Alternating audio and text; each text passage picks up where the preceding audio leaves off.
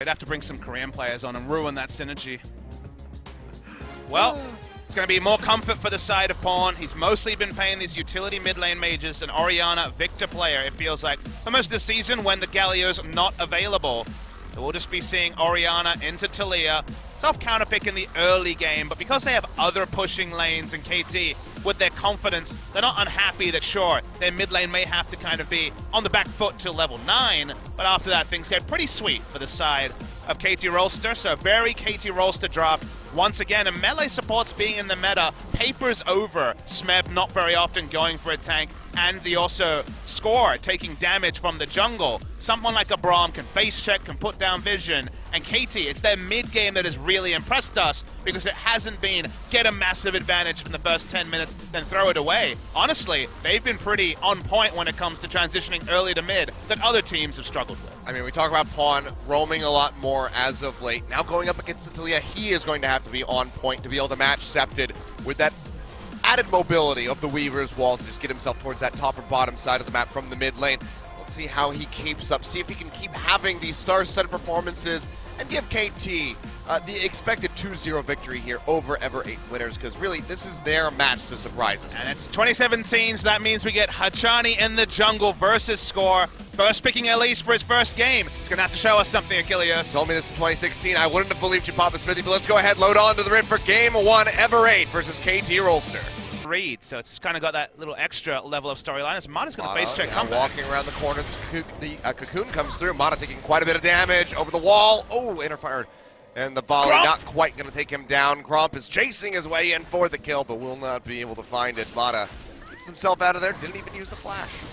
There's the equalizer onto Helper. He's just walking straight through this one. He's going to flash over the wall. Smeb, does he want to pursue? The answer's going to be yes. Doesn't have the first harpoon correct. They'll both go over the wall together. And Helper will go down. So, oh dear, what a way to start the top lane. And remember, that was Helper with a go ahead, be chasing forward as that goes pop, trying to find Pawn. Good volley, Karma's ripping through him, seismic shove comes through, knocks him in. Cocoon not going to connect, but Pawn still goes down, and Septed finds the kill. Yeah, just as the bot lane was pushing in, meant the Karma was also going to be there to halt any sort of retreat path from Pawn. Pawn goes down. Good use of the Weaver's Wall, not giving him great options. I'm back looking to contest his teleports to channel bot lane. Yeah, both TPs going to be canceled out there. Looking for a bit of a fight, but we'll be backing down, so no explosive action here yet. Good there by Septed to put a kill on the board for himself. Helper using the charge in the meantime. Back up to that top side, and the map has quite a bit of damage to throw down in onto Smeb. This time the placement on the equalizer, not quite as Helper is still pretty healthy. But now Septed didn't come back. Looking for a pick here on the Pawn. The Weaver's Wall is available. They will toss this one out. Pawn, can he get himself out of here? Will get knocked in. Seismic shove, catches him.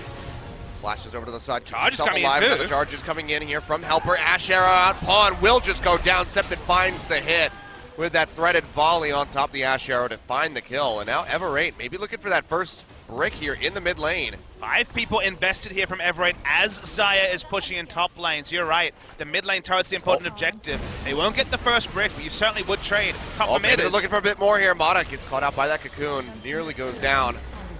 Has to flash himself out to safety, but yeah, the turret does fall here in the mid lane, and it was a nice cutoff on Smeb because he couldn't get into a position to throw down the equalizer to clear out the waves. Accepted may have finally shaken off some of the after effects of the match against Faker. Has been on point here, specifically with the Weaver's Wall setups.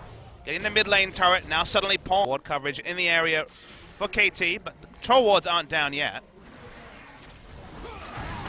Rift Herald will be started up. 4 on the inventory, but none used on the Rift Herald, so complete information here for the side of Ever8. The bottom lane so far away. Jewel and Ella still walking up the river. Rift Herald now down to around half HP. They go forward here. The food comes down in onto Smeb, drops that Glacial Fissure through from Mata to try to get the catch. They're chasing in onto Helper, slow him up. Concussive Blow's will expires. He jumps away with the Shotgun Blast, but final Q from the Braum will hit, and Mata will help get that kill. Now the fight breaking out. Equalizer comes down, comeback, trying to retreat out of this one. Shockwave not quite going to find anything. His score goes forward, trying to get in on Deceptive, but he's taking quite a bit of damage. Now is cut off. His duel comes around the backside, just fires straight into him, and will help find that kill. Handing it over to the Taliyah. Now come back, wrapping around from the side. Does he have another Cocoon to offer up here? It's going to be bumped to the other side of the wall, but Septed arriving on the Weaver's Wall will pick up another one as Xayah goes down. They follow up in onto Pawn. Comeback finding the shot, and Mata dead to rights. One more shot from Duel will do it. There we go. The ace completed. Ever8 just blow open the game. Rift Herald not even picked up by KT. And the Spectre of Spring KT returns here at Kilios. They were very poor in target selection in that fight. So many members low. No one dies. The Equalizer, see a replay. And at the start, one thing to note is that Smeb overheats, can't use Equalizer. So at this point, it's like, okay, we're going to chase down Helper, things will be fine.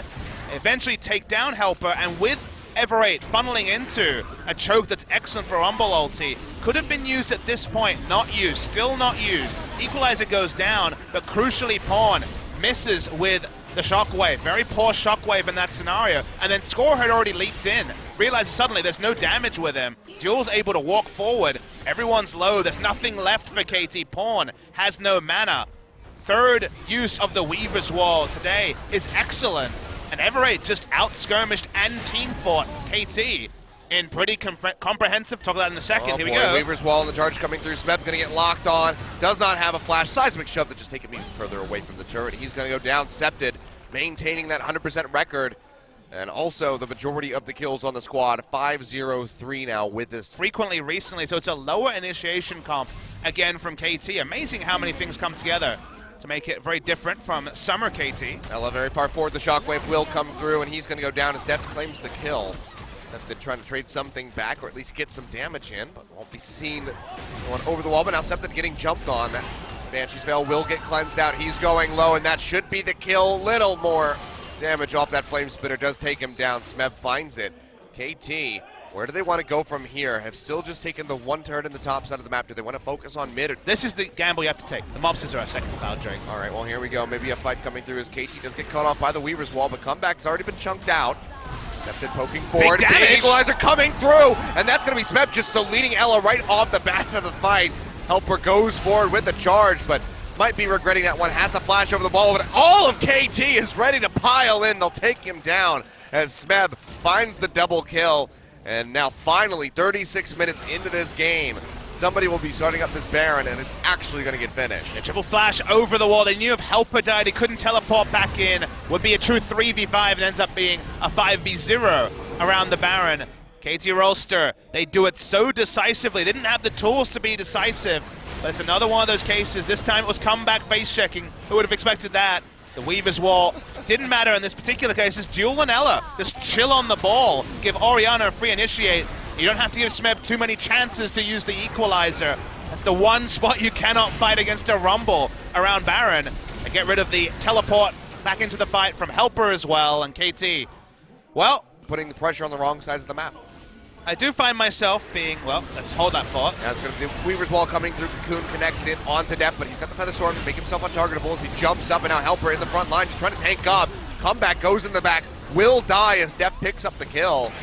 And now it just seems like it's hit this point where everything that Ever8 tries to do is just going to get smacked down out of the sky by KT. Yeah, they can even just take a brute force approach. They don't have initiation, but they could probably turret dive with the AP stack and the shields.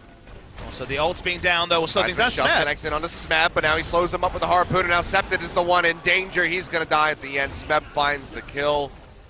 And, oh dear, oh my, Ever8. This particular game with this lineup, they have mismanaged a lead that we were surprised they could even get. I mean, that was, you know, part of our guess and conjecture when it came down to KT in the spring split. Why were they suffering so much? Was it a too many cook situation when it came down to shot calling? So definitely is a very realistic issue. Deft here does get jumped on. Now the charge is coming through as he tries to kite back, and the Weaver's Wall is there to cut him off on the left side.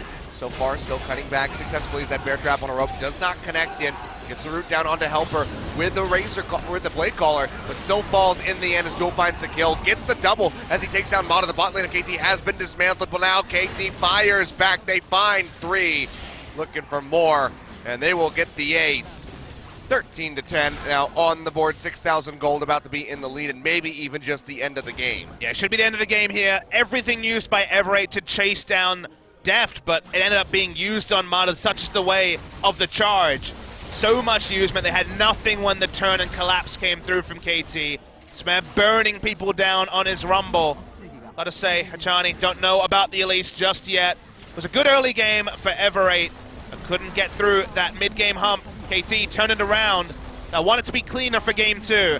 The game 1 result is as expected. KT Rolster 1-0 up. Yep. Well, they get it in the end, as you say, but certainly are going to be looking to improve. This is still, despite the win, one of those games where you have quite the long VOD review. 40 minutes is what they were taken to by Everate, which you would not expect given the rankings here, 3rd versus 8th place. Hey, you play like that against SKT and you lose, KT Rolster. So if you're looking for a performance against weaker opposition that you can feel good about, game 1 was not that for KT Rolster. Didn't necessarily make any huge mistakes after they fell behind and were able to stay farmed and competitive, but with a comp that didn't necessarily have strong engage, just really had scaling